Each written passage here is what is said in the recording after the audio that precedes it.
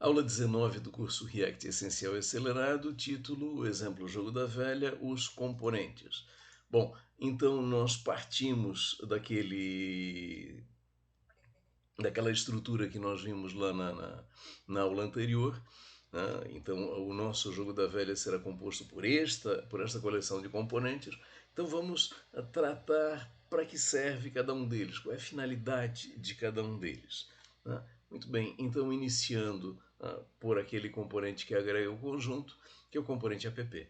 Né? Então, finalidade do componente app, primeira delas, evidentemente, é colocada agregar os componentes. Vejam, ela agrega todos, mas na prática o componente app ele só agrega três. Né? Ele agrega o componente GameHeader, que fica lá no topo, o componente Board, que é o conjunto das posições que fica no meio, e o componente GameMessage, que é aquele que apresenta a mensagem lá embaixo. Tá? E o componente app ele é o responsável pelas requisições HTTP, então é ele que procede às requisições HTTP, e a informação que volta lá do servidor, o componente app é o responsável por repassar essas informações aos demais componentes agregados. Muito bem, próximo componente GameHeader. Né? Então, aquele que fica lá no topo da aplicação, com o identificador da aplicação. Qual é a responsabilidade dele? Exibir a identificação da aplicação. Com um detalhe, quer dizer, essa informação ela não é alterada durante toda a execução do programa. Então, é uma informação que está no código, é colocada lá no início, na instanciação desse componente, e fica dessa forma enquanto o programa estiver em execução. Bom, o componente GameMessage, que fica lá embaixo, né, na estrutura da nossa interface, ele exibe uma mensagem que é retornada lá pelo back-end. Nós vimos, inclusive, o programa em execução, vimos as mensagens sendo alteradas. Então, vejam, a ideia do GameHeader, que vimos agora, e do GameMessage, que estamos vendo agora, é o quê? Exibição de texto na interface. A grande diferença é o quê? É que a mensagem ela vai sendo atualizada ao longo da execução do programa, enquanto que o nome da aplicação lá em cima fica sempre igual. Bom, próximo componente, board. Então ele implementa o tabuleiro. Né? Então vejam, a finalidade do componente board. Primeira delas, agregar as 9 posições, ou seja, as 9 posições do tabuleiro de jogo da velha ou 9 instâncias do componente position. Não apenas conter essas 9 posições, mas, segundo ponto aí colocado, estabelecer o arranjo matricial 3x3. Então, na verdade, essa organização é alguma coisa que a gente consegue com o CSS. Vamos ver a seu tempo. Mas essa organização ela está definida onde? No componente board.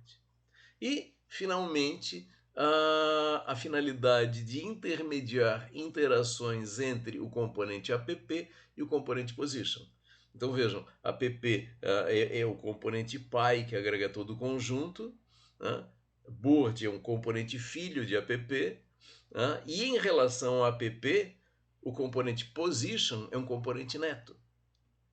Então, há a necessidade de interação entre a informação que está lá no app e que tem que aparecer na posição, ou o clique que acontece na posição e que tem que gerar uma consequência em app, quer dizer, board está aí no meio intermediando essas interações. Bom, o componente position, né, implementa então a nossa posição, ele tem duas finalidades muito importantes. Tá? Primeira delas, exibir o estado de uma posição. Esse estado ele é retornado pelo back-end. Né? E o que o componente position me dá de informação em relação a isso?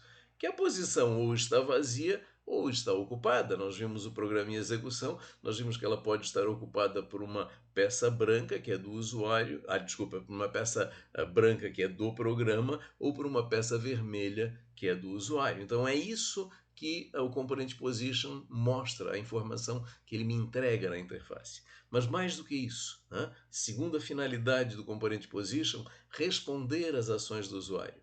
Então, é o componente position que percebe os cliques de mouse, né? Ou clique numa tela touch, né?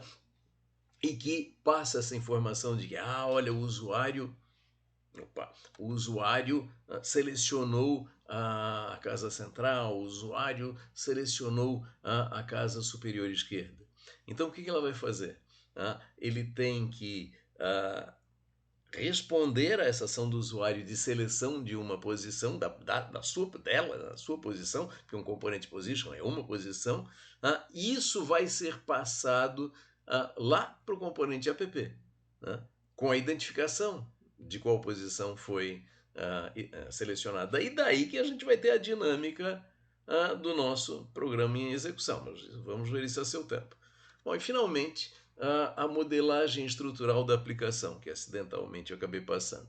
Né? Então vejam, isso aí é um diagrama de deployment de UML, e ele me mostra o que a gente chama conceitualmente, em termos de projeto de software, não apenas React, não apenas de componentes, mas em projeto de software, o que significa modelagem estrutural de um software. O que é modelagem estrutural? É quais são as partes que compõem esse software e como elas se organizam, se interligam.